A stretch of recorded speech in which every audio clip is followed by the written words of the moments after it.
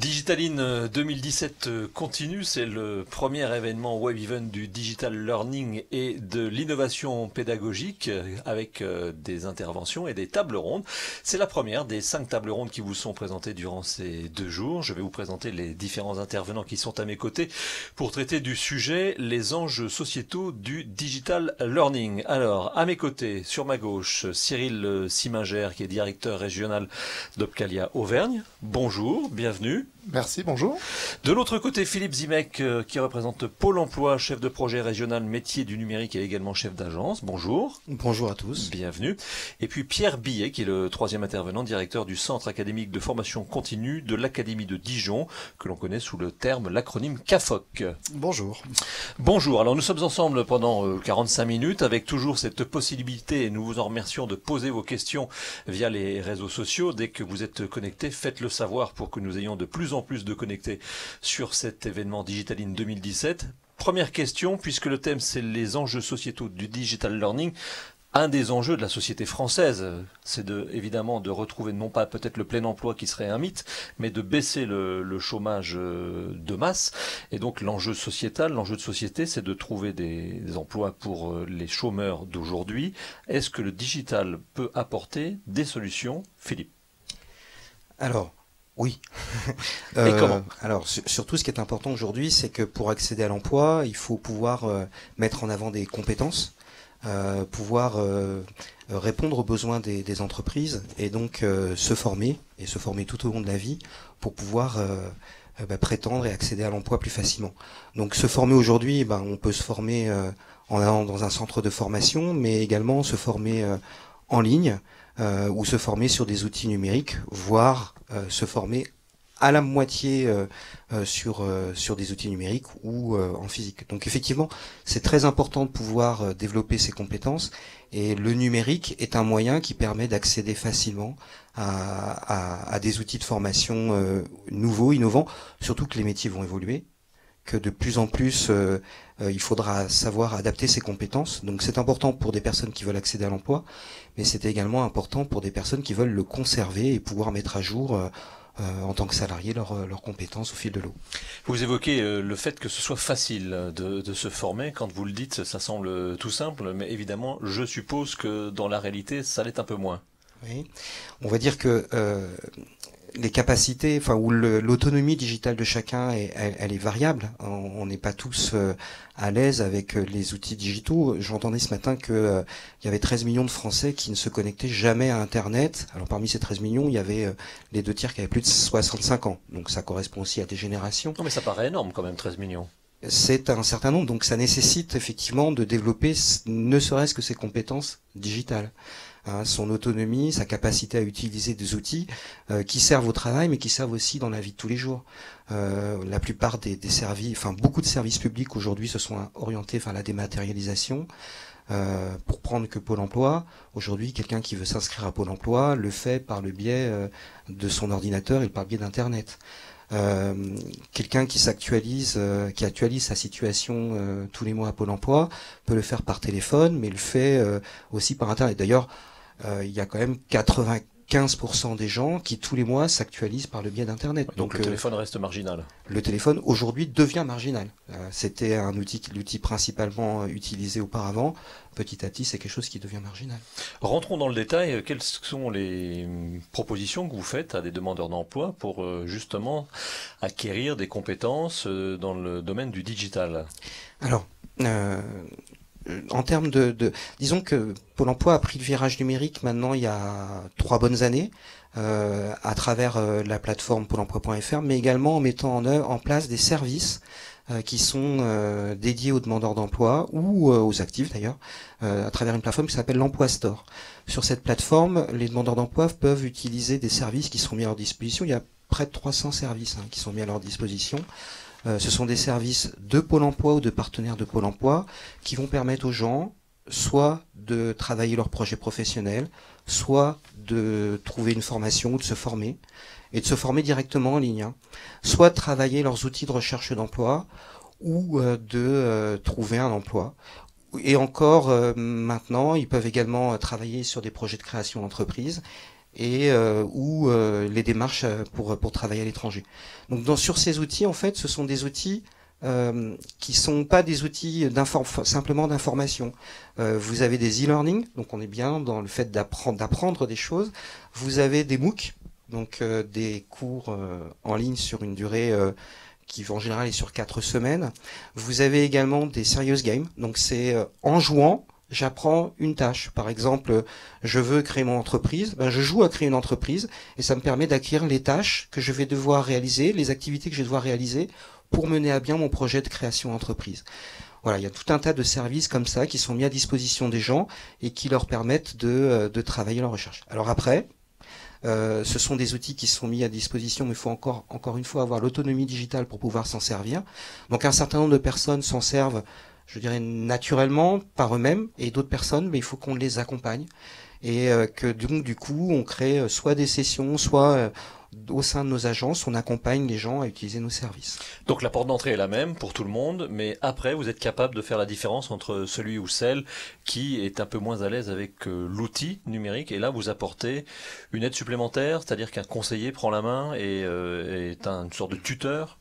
Alors, oui, c'est-à-dire aujourd'hui on différencie nos services en fonction du besoin de la personne. La personne qui a besoin d'une grosse présence de Pôle emploi, du conseiller de Pôle emploi pour faire ses démarches, on va avoir un accompagnement qui va être dédié à ça. Quelqu'un qui va être plus autonome, je pense qu'il attend de son conseiller qu'il soit davantage en support, que ce soit physique ou par voie dématérialisée, par webcam par exemple.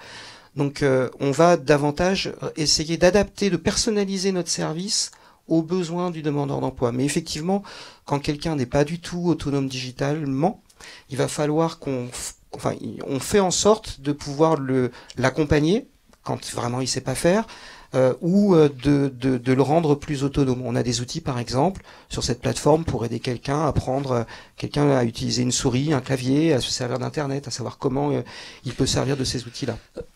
Je ne voudrais pas paraître hautain, mais à ce point-là, comment se servir d'une souris et d'un clavier? Aujourd'hui, 2017, ça semble loin. On se souvient tous de cette expression du mulot avec un ex-président de la République, mais ça fait au moins plus de 20 ans. Mais ça existe encore aujourd'hui? Oui, il y a des personnes qui devant l'ordinateur, sont bloquées. Alors après, il y a aussi les usages numériques qui évoluent. Aujourd'hui, vous avez 75%, je crois, des gens qui se connectent à Internet tous les jours se connectent sur un autre outil qu'un ordinateur.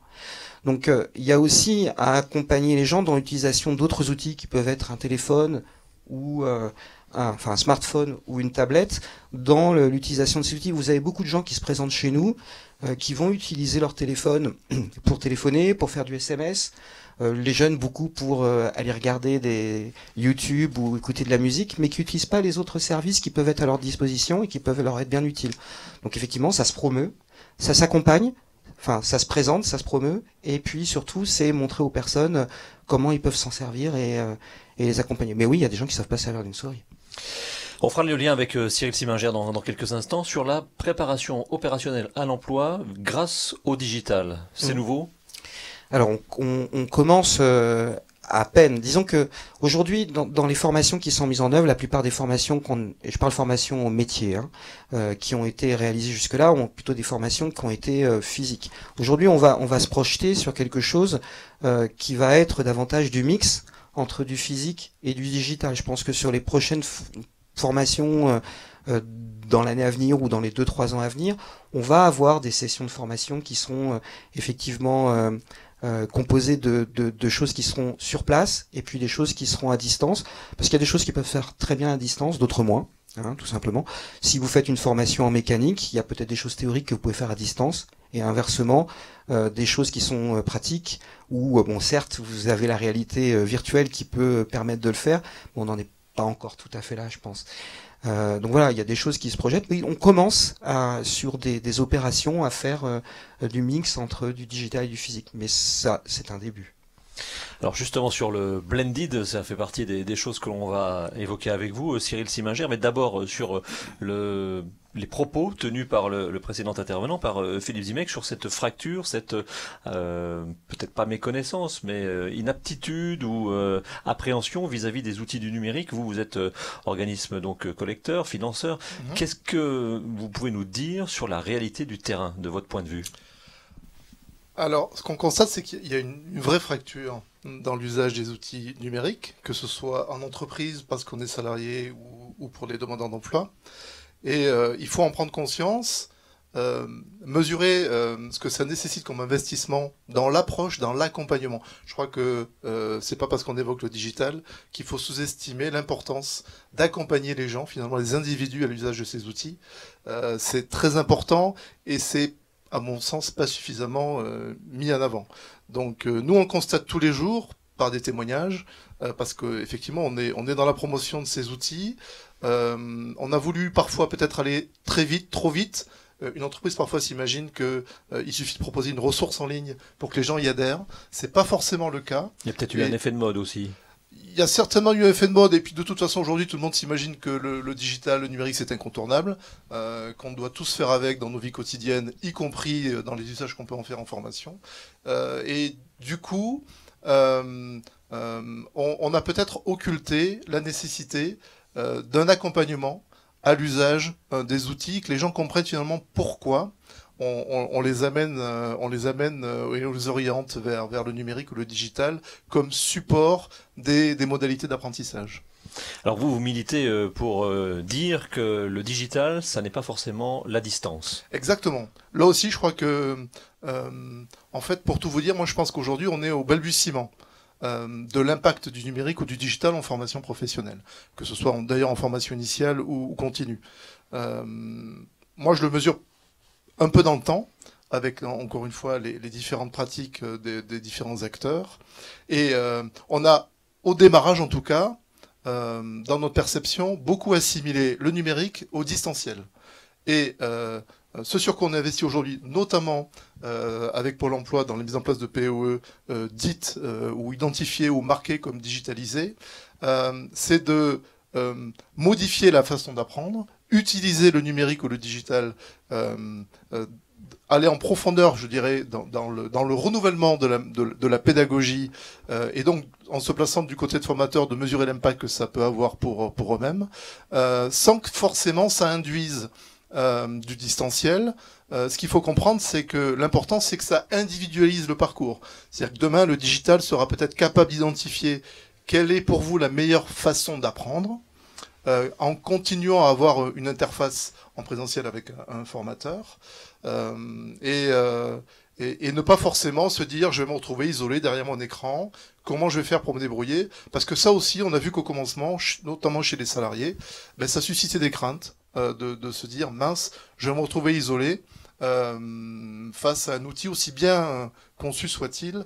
Y a des gens qui ont besoin finalement de se retrouver dans une salle de cours avec d'autres apprenants, un enseignant, charge à l'enseignant finalement de faire comprendre à ces gens-là que c'est dans les supports et dans les manières d'apprendre que le digital va impacter la formation.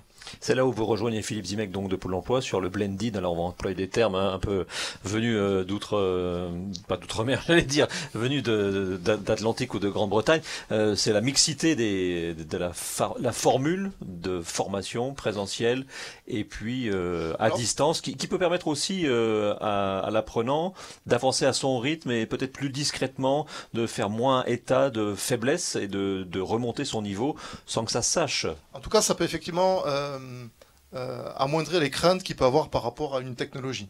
Ça, c'est clair. Donc, effectivement, ce dont on se rend compte, c'est que quand on a commencé à mélanger, puisque c'est bien ce que ça veut dire, le blended, des séquences présentielles et distancielles, ça rassurait finalement les collaborateurs.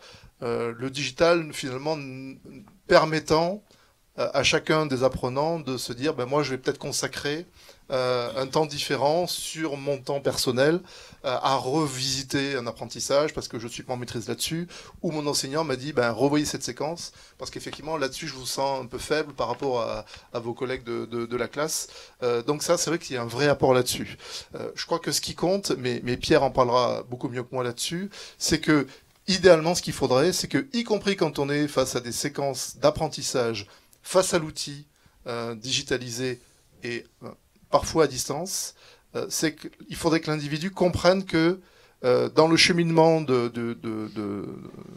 l'apprentissage et du modèle de la formation, quelqu'un le suit, quelqu'un le trace. C'est-à-dire que ça change la perception qu'on en a quand on se rend compte que finalement, quand on répond à un exercice ou à un QCM, on peut avoir un commentaire de quelqu'un. On est seul devant la machine, son écran, mais on n'est pas forcément tout seul. Voilà, exactement. Il y a quelqu'un quand même qui surveille, qui regarde ce que vous faites.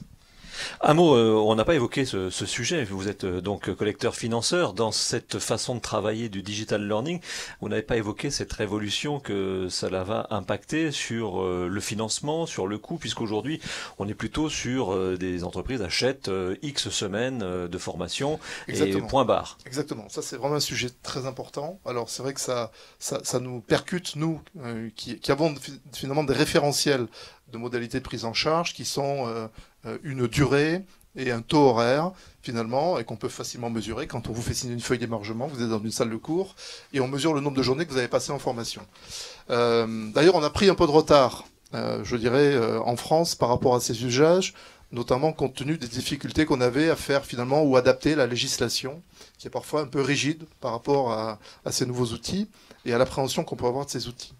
Aujourd'hui, ce qu'on commence à toucher du doigt, c'est que finalement le digital, ça décorrèle finalement ces référentiels de durée, de taux horaire, et l'idéal étant finalement sur un référentiel de formation qui est finalement l'aboutissement de maîtrise de compétences, c'est qu'en individualisant le parcours finalement, on se dit que une personne pour atteindre un même objectif de maîtrise de compétences va y passer un peu moins ou un peu plus de temps que le collègue qu'il a à côté de lui. Et pour nous qui sommes financeurs, ce qui va servir finalement de base à une prise en charge financière de l'action, ce n'est plus tant le temps qu'on va passer en formation, mais quand on pourra nous démontrer à nous qu'on est en maîtrise des compétences qui sont liées à un référentiel de formation. Donc du changement dans la façon de financer sans doute la formation demain ou après-demain. Changement aussi sans doute pour les formateurs. On en parlera aussi avec les agents de Pôle emploi pour connaître leur perception. Mais voilà, il y a aussi du changement. Ah oui. Je veux dire, ils sont aussi percutés que les apprenants parce qu'eux-mêmes doivent être en maîtrise de ces outils comme support pédagogie. C'est-à-dire comment j'introduis finalement ces nouveaux outils.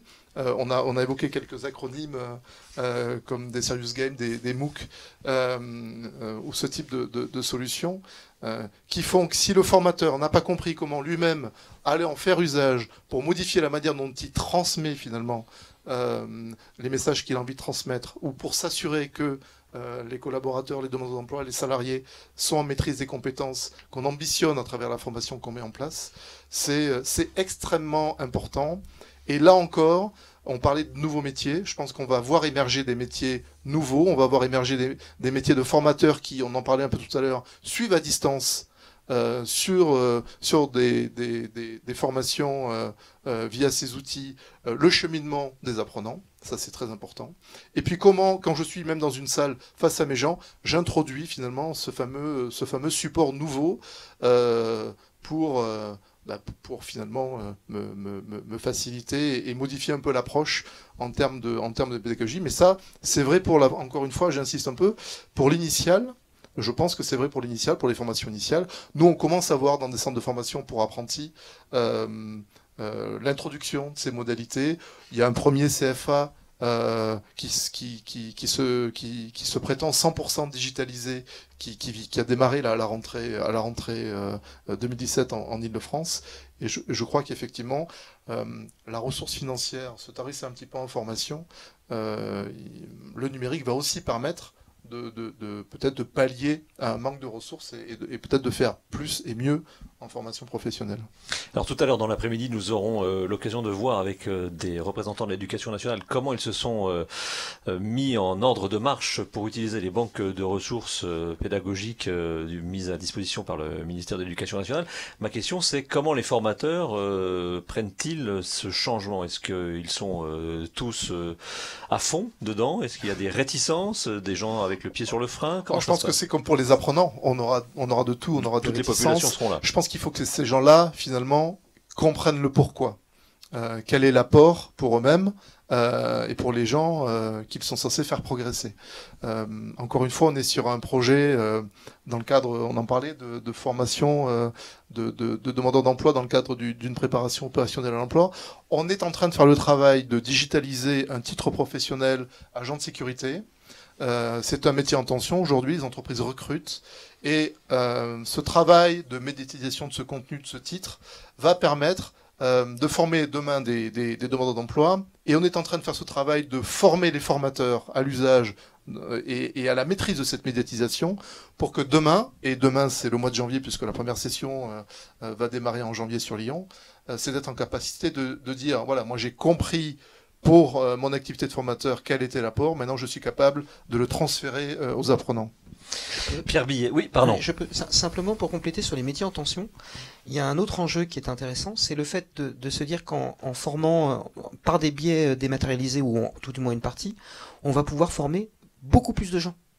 Donc sur des métiers comme celui-ci, sur les métiers qui sont liés au numérique, notamment des métiers, des postes comme développeur, par exemple, utiliser des capacités de former d'une autre manière va nous permettre de faire former beaucoup plus de personnes en même temps et donc pourquoi, de répondre pour une question de capacité de salle, tout bêtement, pour les réunir tous au même endroit, pour des questions de la possibilité d'effectivement de faire accéder à de la formation en même temps plus de personnes.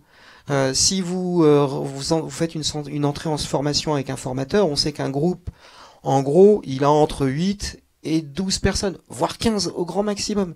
Si vous faites du dématérialisé ou vous individualisez davantage à la fois le parcours de formation, mais également l'accompagnement que vous faites aux personnes, parce que un tel aura besoin qu'on soit plus présent auprès de lui, et tandis qu'un tel avancera davantage tout seul, vous allez pouvoir former beaucoup plus de personnes en même temps, et donc répondre de façon plus massive ou plus à des secteurs qui manquent réellement de personnel aujourd'hui. Donc voilà, déjà, si on veut répondre à la question, les enjeux sociétaux du digital learning, c'est déjà pour répondre à des besoins en termes de masse et de rapidité de formation.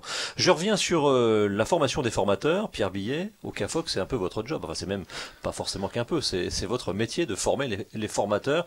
Je rappelle le CAFOC, Centre académique de formation continue. Vous êtes à Dijon, je suppose que c'est à peu près pareil partout dans les différentes académies de France. Quelle est la perception des formateurs que vous avez qui passent entre vos mains vis-à-vis du digital learning? Alors c'est différent selon les individus, on l'imagine bien.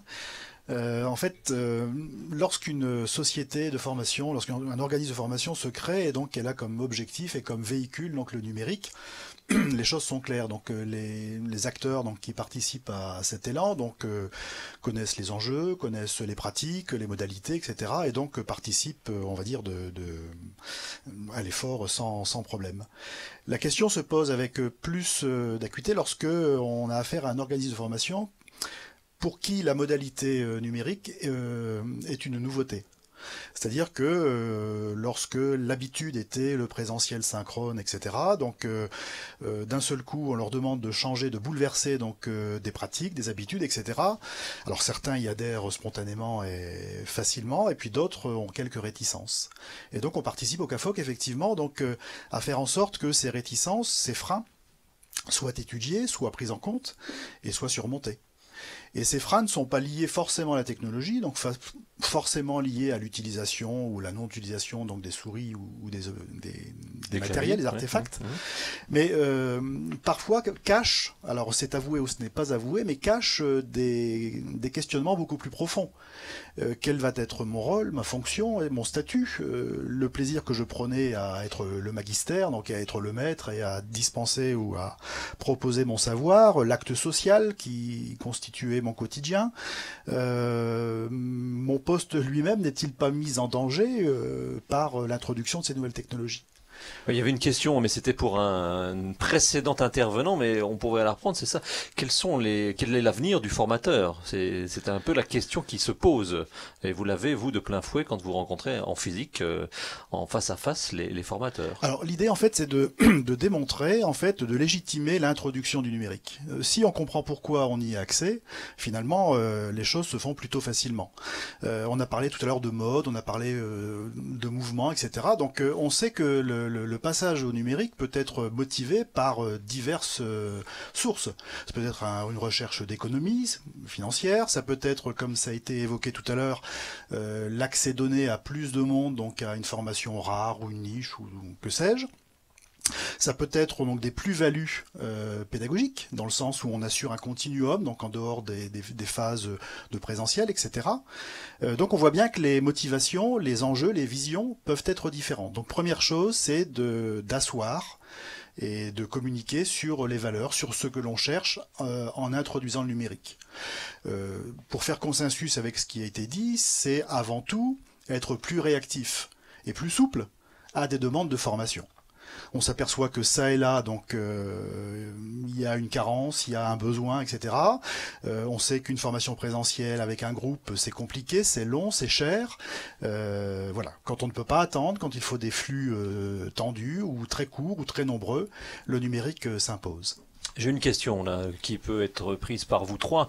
Quel discours tenir à des formateurs qui peuvent être réfractaires au digital learning, qu'ils perçoivent comme un concurrent ?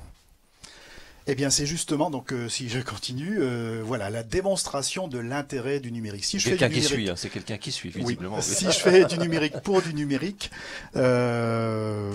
effectivement, je crains que seuls les technophiles s'engagent dans le processus. Si je démontre qu'à la fois, donc, le poste, le statut, la mission, les enjeux éthiques de la formation sont gagnés ou sont majorés, là, pour le coup, c'est plutôt facile. Il y avait un article de Philippe Carré dans Le Monde du 15 novembre dernier qui titrait de manière un peu provocante. Juste un mot, Philippe Carré, pour ceux qui sont derrière l'écran. Alors c'est un professeur donc extrêmement reconnu dans le monde du e-learning et qui a beaucoup écrit sur la motivation et sur l'auto-formation. Et donc il fait figure voilà, de sachant, d'autorité, on va dire. C'est ça. Donc que disait-il alors? Avec quelques autres auteurs, donc il disait la formation n'a jamais créé un emploi. De manière provocante. J'allais dire, parce que ça va faire plaisir à nos gouvernants qui veulent réformer tout ça. Hormis les formateurs donc, qui participent, l'idée c'est que la formation est un levier, finalement est un moyen de réparer, d'améliorer, de professionnaliser, donc d'apporter des compétences à des gens qui sont en déficit de compétences par rapport à des métiers donc, dont on attend certaines caractéristiques. De la même manière, dire le numérique n'apporte rien en soi. Ça n'est qu'un véhicule. Et ce véhicule sera performant, va conduire avec succès une formation si on y met donc et on y attache l'importance, les moyens, les ingénieries pédagogiques nécessaires à son exécution. Cyril Timingère, sur cette question de tenir quel discours vis-à-vis des réfractaires? Est-ce que la formation numérique est une formation concurrente? Écoutez, je dirais pas mieux que ce qu'a dit Pierre, c'est-à-dire que je pense qu'effectivement, il faut que les gens comprennent le pourquoi, l'intérêt de l'apport de ces outils dans leur propre activité. Moi, tous les projets sur lesquels Opcalia a été en mesure d'accompagner finalement les organismes de formation et à travers eux leurs formateurs à l'usage de ces outils, globalement, il y a peu de rejet. Il y a peu de rejet quand on explique quels sont les enjeux, les ambitions, et encore une fois, quel va être l'apport pour eux-mêmes, de l'usage de ces nouveaux outils. Si je prends l'exemple, alors ça suscite même parfois, alors c'est vrai que ça peut être une revisite complète du métier, j'en suis bien conscient, même la posture de sachant, parce qu'aujourd'hui, du coup, le savoir, il est partout, il est en ligne, n'importe qui tape sur Google ou va sur Wikipédia pour obtenir finalement des informations qu'on cherche. Le formateur, peut-être que demain, il aura un rôle un peu différent, d'animer finalement des sessions, puisque tout le monde a accès à ce fameux savoir, c'est plutôt de l'organiser, de challenger finalement les apprenants sur des exercices, les orienter, les corriger. Et effectivement, on va pas dire que ça n'impacte pas le métier. Et enfin, en tout cas, on peut souhaiter qu'un maximum de personnes adhéreront à ces changements. Philippe Zimec. Moi, je peux faire le parallèle avec les conseillers à l'emploi. Aujourd'hui, on offre un certain nombre de services qui sont en ligne et que les candidats peuvent utiliser. Et les conseillers, du coup, se disent mais l'ordinateur fait mon travail. Et donc, qu'est-ce que je vais devenir? On peut se poser exactement la même question. En fait, sur le service rendu, en fait. Sur le service rendu, oui. Mhm. Mais c'est exactement la même chose que pour le formateur qui accompagne les gens dans le cadre d'une formation. Ça change d'avant tout d'abord la posture de la personne, du conseiller, qui devient facilitateur et plus simplement sachant. Le côté sachant, il peut avoir l'utiliser, mais il va avant tout être facilitateur parce que c'est la personne qui est au centre de son propre projet. Et donc c'est la personne qu'il faut rendre actrice de son propre projet. Ça, c'est la première chose. Et puis l'ordinateur, du coup, il remplace pas l'homme. Qu'on le veuille ou pas, il fait un certain nombre de choses. Les logiciels font un certain nombre de choses, mais il remplace pas l'humain. Et donc, il va pouvoir faire ou faciliter un certain nombre d'actes, et ça va permettre au conseiller d'avoir encore plus de valeur ajoutée. D'une certaine manière, d'être lui-même un conseiller augmenté. Et si on fait le parallèle avec un formateur, le formateur demain, c'est un formateur augmenté, avec un rôle effectivement, une façon d'intervenir qui sera certainement différente. Mais pour le conseiller, c'est exactement la même chose. Et il y a ce passage qui est nécessaire, et ça, encore une fois, pour les conseillers aussi, ça s'accompagne. Une interrogation qui me semble intéressante. Comment assurer le suivi dans une formation à distance, sachant que c'est la problématique qui se pose régulièrement dans le e-learning? Alors moi je prends la question sur la véracité peut-être des réponses ou être certain que la personne qui est derrière l'ordinateur qui répond est bien celle qui doit être... mais je ne sais pas, est-ce qu'il y a une autre lecture? Je me tourne vers les spécialistes. Pierre Billet. Alors il existe effectivement par le biais donc des plateformes tout un ensemble de trackers qui permet de surveiller, de noter, d'être un peu proactif, donc en fonction des résultats qu'on y constate, sur le parcours d'un apprenant. Et même bien plus qu'en présentiel, puisqu'on a un suivi individualisé, on sait là où la personne bloque, où elle commet des erreurs, ou au contraire ce qu'elle ne fait pas, etc. Donc je dirais le suivi est presque plus qualitatif, en tout cas plus performant qu'en présentiel, où finalement on voit les 2 ou 3 qui se manifestent plus que les autres. Oui, mais comment être sûr derrière, par exemple, que si j'ai un niveau de maths à atteindre, je ne sais pas, par exemple, Cédric Villani qui est derrière l'ordinateur, qui est mon grand pote et qui répond aux questions. Alors jusqu'à présent, en fait, notamment à l'université par exemple, donc dans le cadre des formations ouvertes à distance, les gens bénéficient de la formation donc chez eux tranquillement, dans un relatif confort, en tout cas en ne se déplaçant pas donc dans la région ou le pays où se dispense la formation, et puis donc des centres d'examen sont mis en place ça et là. Aujourd'hui, on en vient à des ensembles intégrés, donc qui vont même permettre la passation donc de la certification, de l'évaluation finale, donc à distance, par des biais donc de reconnaissance qu'on connaît classiquement dans le système bancaire. Des solutions. Absolument. Pour être certain que la bonne personne se trouve au bon endroit derrière l'ordinateur. Et c'est vrai que la dernière réforme et sans doute la suivante, donc faisait quand même prenait en compte justement cette dissonance entre cette exigence d'individualisation, de souplesse, de réactivité, et en même temps l'exigence de feuilles d'émargement, d'actes présentiels reconnus, etc. Donc la précédente réforme avait déjà assoupli le système. Il y a fort à parier que la prochaine, dont ce qu'on entend dire, favorise encore plus ce suivi à distance. Peut-être pour Philippe Zimek, sur la dernière question, la question suivante, plutôt un accroissement vers une diminution de la fracture numérique dans les années à venir. Vous avez quand même une très grande frange de la population française qui pousse la porte, ou alors qui s'inscrit par le web, mais vous avez quand même, vous, une belle lecture de la société française. Qu'est-ce que vous répondez à cette question? Accroissement ou diminution de la fracture numérique? Alors, je peux difficilement parler de l'avenir, je peux parler du passé. Et donc me projeter dans l'avenir à partir du passé, c'est peut-être plus simple. Alors, la première chose, c'est que je pense qu'il y a quelques années, Internet, ça n'existait pas il y a quelques années, il y a 20 ans, on va dire, ça n'existait nulle part et personne s'en servait. Par la force des choses, on y est tous venus, en fait, je crois. Par la force des choses. Par la force des choses, oui. Mais aujourd'hui, de plus en plus, on voit les gens qui utilisent des services, qui sont relativement autonomes dans l'utilisation des services. réduisent. Il y a encore des personnes qui ont besoin d'être accompagnées, mais la fracture, elle se réduit. Faut pas perdre de vue que alors je vais parler de mes enfants. Bon, mes enfants, ils sont nés avec un ordinateur portable pratiquement dans la main. Et donc ça fait partie de leur ADN. Je suis peut-être un peu fort quand même, mais oui, quasiment de leur. Ils sont nés avec, quoi. Et autant c'est compliqué pour quelqu'un qui n'a commencé à toucher un outil comme celui-là.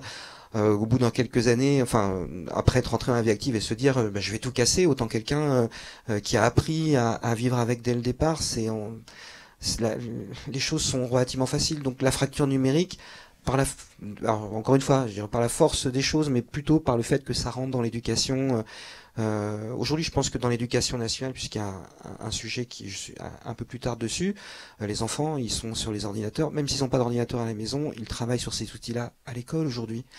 Ils utilisent des méthodes de travail qu'on nous apprend nous dans nos formations. Aujourd'hui, en tant qu'adultes, elles sont intégrées dans des parcours de formation, que ce soit sur le digital ou autre chose d'ailleurs. Donc non, la fracture numérique, elle va se résorber petit à petit. Les zones blanches, si on regarde sur un point de vue purement technique, elles se réduisent. La fibre optique, elle sera très vite dans tous nos foyers. Donc voilà. Et puis aussi, il y a les mouvements de population qui font qu'aujourd'hui, les populations se déplacent beaucoup plus facilement dans le monde. Donc on a communiqué avec sa famille qui habite loin de soi. C'est déjà la première chose qui nous amène à utiliser des moyens comme cela.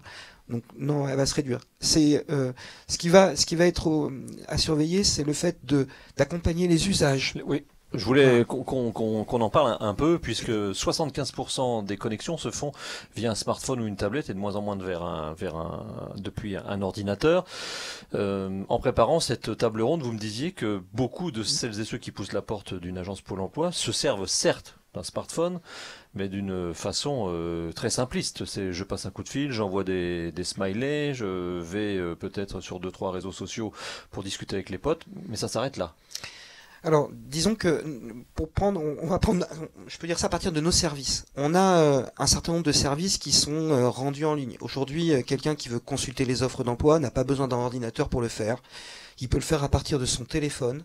Et à partir de son téléphone, il a des alertes sur les offres d'emploi qui correspondent à sa recherche, à partir du moment où il a rentré sa recherche dedans. Il n'a pas besoin, et donc plutôt que de l'avoir le soir ou au moment où il se connecte sur l'ordinateur, il l'a en live. Quelqu'un qui veut s'inscrire à Pôle emploi peut le faire certes d'un ordinateur, mais peut le faire aussi à partir de son smartphone. Il veut envoyer une question à son conseiller, c'est à l'instant T, il peut le faire à partir de son smartphone. Il peut faire son dossier, il peut le télécharger en prenant une photo à partir de son smartphone.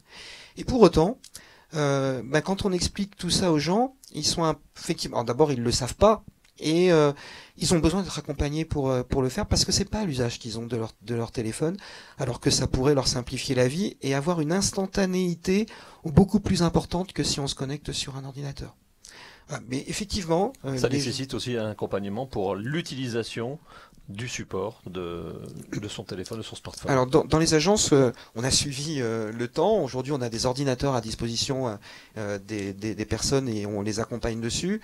C'est compliqué, le conseiller d'accompagner sur un smartphone. Il va pas sortir son propre téléphone en disant voilà ce que vous pouvez faire. Ou c'est compliqué de demander à la personne donnez-moi votre téléphone, je vais vous montrer. Ça c'est son bien. C'est intime un téléphone. Voilà, c'est ça. Ouais. Et donc du coup, on a aujourd'hui des tablettes en agence qui nous permettent d'utiliser nos propres supports pour montrer aux gens ce qu'ils peuvent faire sur leur téléphone. Et puis ça nécessite aussi d'accompagner nos conseillers dans le fait qu'ils maîtrisent ce que le demandeur d'emploi peut faire pour mieux lui montrer. Laurent n'a pas bien écouté. Est-ce la fin de la formation en présentiel? On a dit non. C'est plutôt, on va plutôt vers le fameux, le célèbre, comme le whisky, à consommer avec modération, évidemment, le blended.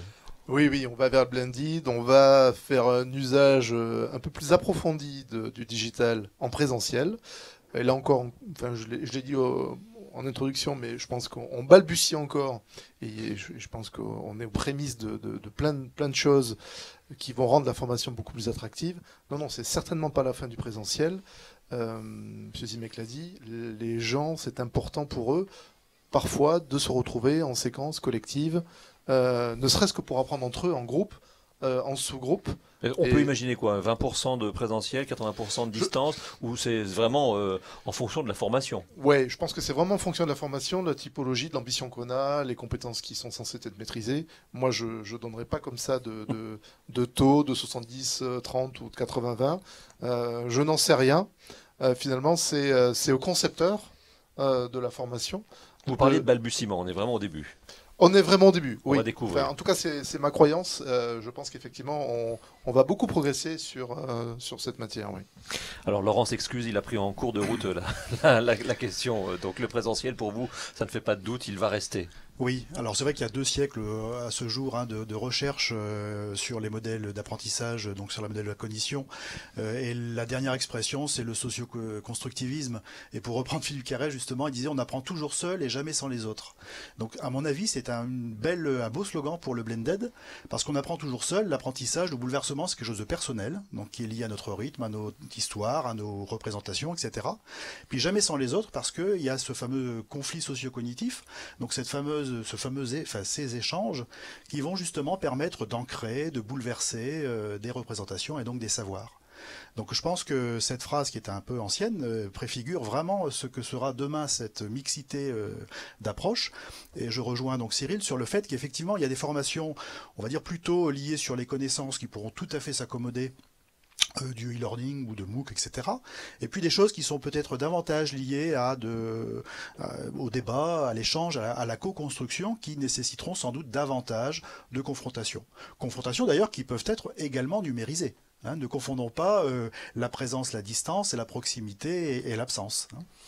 Si on doit donner quelques phrases un peu fortes sur les enjeux sociétaux du digital learning, pour terminer, qu'est-ce que ce serait? Individualisation, massification, voilà, chacun à votre tour, si vous aviez à résumer les principaux enjeux de votre point de vue. Alors 3 mots, ou 4, c'est valeur ajoutée. Donc vraiment s'interroger sur ce qui fait sens dans l'usage du numérique. Et puis pour moi, c'est souplesse et réactivité. C'est vraiment permettre l'accès à la formation, en distinguant la formation de l'information. On parlait beaucoup de smartphones, etc. Je pense qu'il faut vraiment garder cela en tête. Et donc c'est permettre à un organisme de formation d'offrir une réponse, une solution, que certains peuvent éventuellement qualifier de dégradée, mais en tout cas de permettre un accès dans pratiquement toutes les circonstances. Cyril Simingère, 2, 3, 4 mots, les enjeux, où sont-ils selon vous, les principaux? Moi je dirais de continuer à progresser dans la maîtrise de ces usages nouveaux, parce qu'encore une fois je pense qu'on est au commencement. Les gens vont prendre conscience de ces apports, qu'on soit du côté du formateur ou de l'apprenant, et ça va nous permettre peut-être d'un peu mieux fluidifier les modalités des circuits d'apprentissage, que les gens prennent conscience que finalement l'accès au savoir, mieux maîtriser des compétences, demain ça sera plus facile.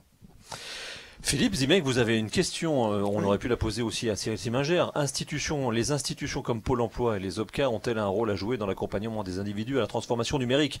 On a dit oui. Il me semble que j'avais répondu tout à l'heure, mais oui, oui, effectivement. Fermement, oui. Oui. D'accord, on peut apprendre par le digital, mais il faut d'abord apprendre le digital.